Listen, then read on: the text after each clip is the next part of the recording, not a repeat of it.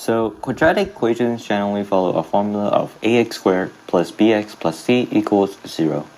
We have been dealing with these types for some time now, so I'm pretty sure you're used to it at this point. So I want to introduce a type of quadratic equations with a twist.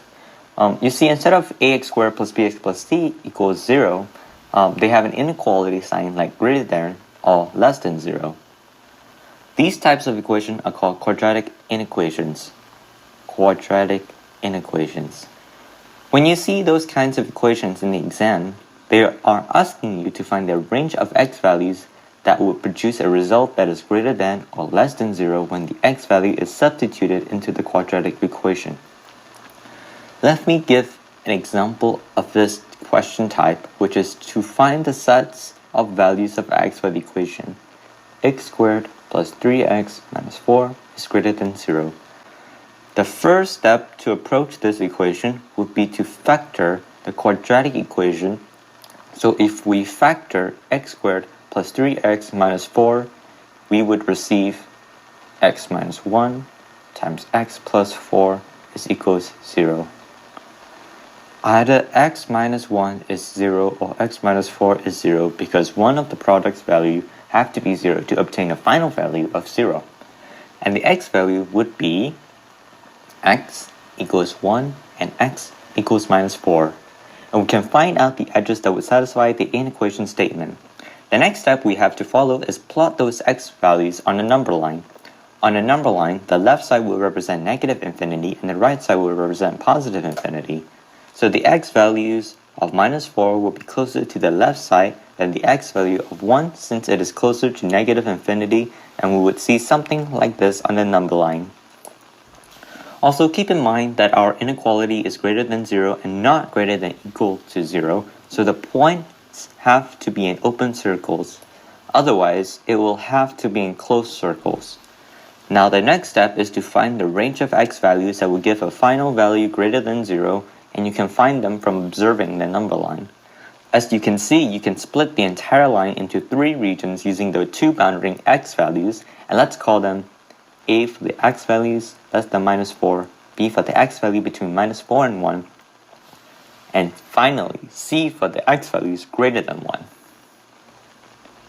And if you substitute each x values for the regions into the quadratic equation of x minus 1 times x plus 4, and they give a value greater than 0, they satisfy the inequation statement and they will be included in the range.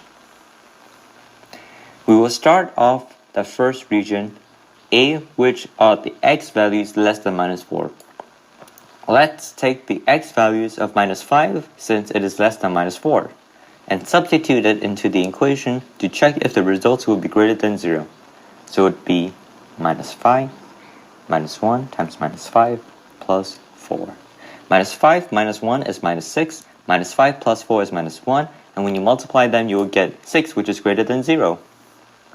So any values that is less than minus 4 would give a result greater than 0 when substituted into the quadratic equation, and region A would satisfy the inequality. Let's move on to region B, which is the x values between minus 4 and 1.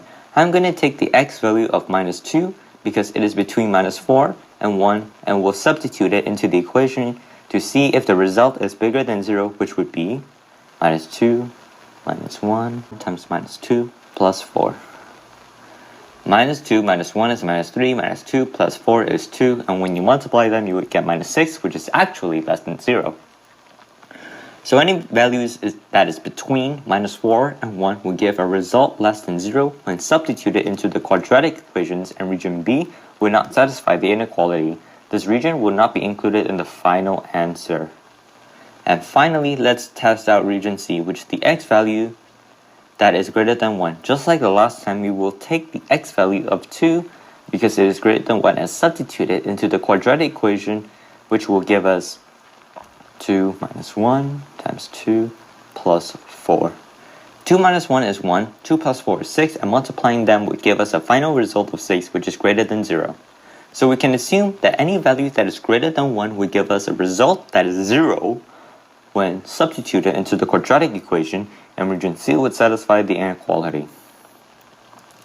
As we can see from the number line, region A and C fits the description of the results being greater than 0, and this is how we would write them in our answer.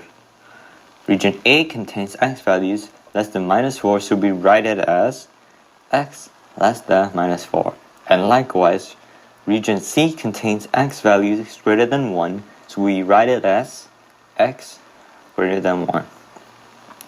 Some of you might be wondering, what if the inequality is x squared plus 3x minus 4 less than 0?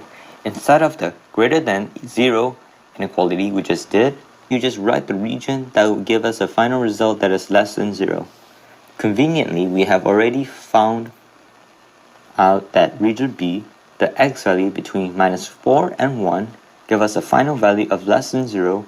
We would just write the answer as -4 less than x less than 1.